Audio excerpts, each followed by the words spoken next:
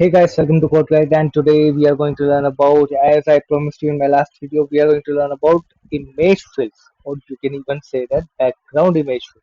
So, what are image background fills and how do we use them? And for what do we use them? So that's what we are going to learn about in this video. So let's start. For that, we will first just create a new design file. I've already created one named Untitled, but we will definitely give it a proper title. So image fill is, I'll just put here and I will ask you the name of the frame with image fill. Now to make you understand about the image fill, I'll just zoom it a frame a bit to make it easier for you guys. And so we will now use this whole frame. Remember, you can give image fill to an object or even the frame. You can give image fill to both of them. So to give an image fill, what we do is that we to go to the design panel. For example, if you are in a prototype or in a spec panel, just click on the design to come into the design panel. And after that, for any kind of a fill or any kind of a background color, you go to the fill property and click on the color symbol. And then go to the top left on the color palette and choose image. Now see, this is a placeholder image. Now why is this rectangle coming above that? Because it is an object and we have given image fill to the frame. So you see, whenever you hover over it, it will show you a button named choose image. Just click on that, choose image, and it goes to your file explorer and then choose any image from here. For example, I just chose the image named about us and I just pressed open and you see, ta-da, the background image shows up in the frame. So that's how you use a background image. Now if you wanted to give a background image to an object, you might think, how do I do that? The process is exactly the same. You choose the you select the object, give it a focus, and then go to the fill property, click on the color symbol, go to the top left of the color palette, choose image and choose any image that you want. So I'll choose it a different image this time, and you see, this is an image, this is an SVG image, you see, sorry, PNG image, because its background is transparent. So I hope you guys do know what I'm talking about here.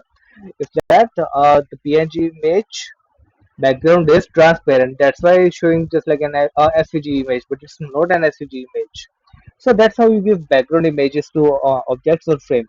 Now there are other options as well. After you choose the image from the top left here, there comes some new options you can see there. There are four options named fill, fit, crop, and title. To make it easier for you, I have just removed this rectangle to keep it simpler for you. So now we go there. You see, there's a first there is a fill option.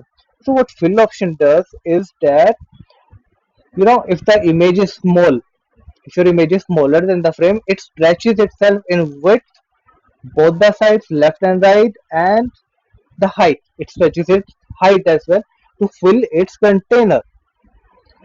So even if your image is small and smaller than the, for example, I will just show you. You see, the container width is 286 pixel and the height is 183 pixel. But the image, if the image size is smaller, for example, 200 pixel, it will stretch itself in width to fill its container.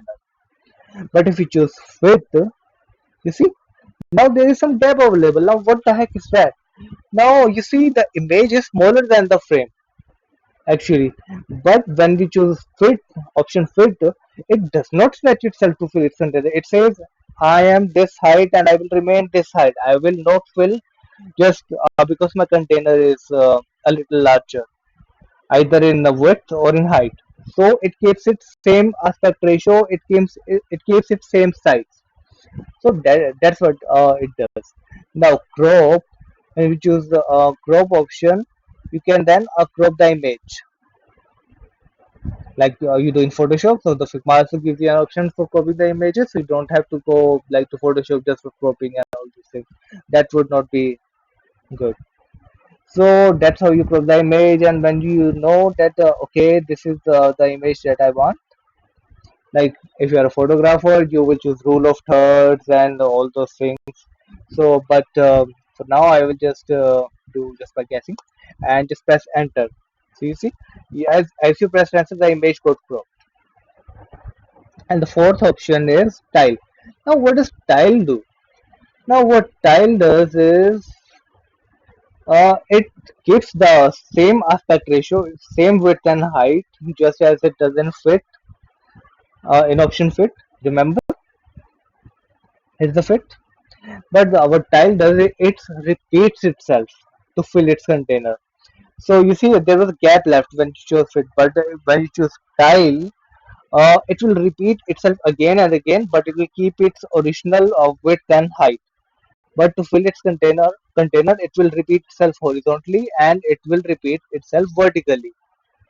So I will, to give you an example of that, I will again choose make a new frame.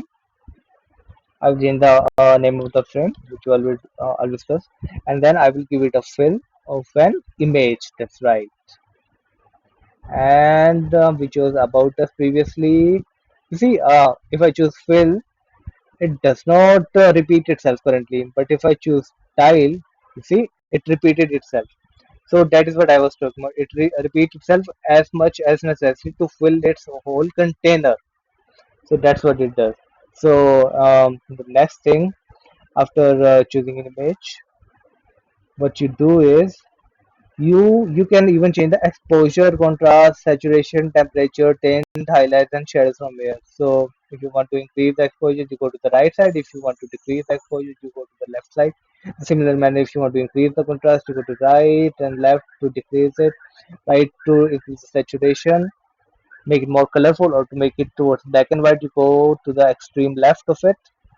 And to change the temperature to warmer, a little warmer, to and to make it a little bit cooler, you go to the left side. In similar manner, you change the tint of it, and you can highlight the image, or give it a little less highlight or shadow. So yeah, you can do all these kind of changes, but that's not like even that important. Mainly for graphic designers, but sometimes even for us. But it's good to know. So thank you guys. So that was it for this lecture. So thank you. In the next video, you will know what we are coming up when I actually post the next video. So thank you, and I hope you enjoy the video. I hope you learned something useful. And if yes, then please like, share, and subscribe. And if not, then like, share, and subscribe. Because we YouTubers are greedy people. Remember, we do not care if you learn something good or not. We just want like, share, and subscribe. That's what we eat for food. So thank you guys. Well, that was not even that true. Trust me on that. People are good here on YouTube. I've learned a lot from them. So thank you.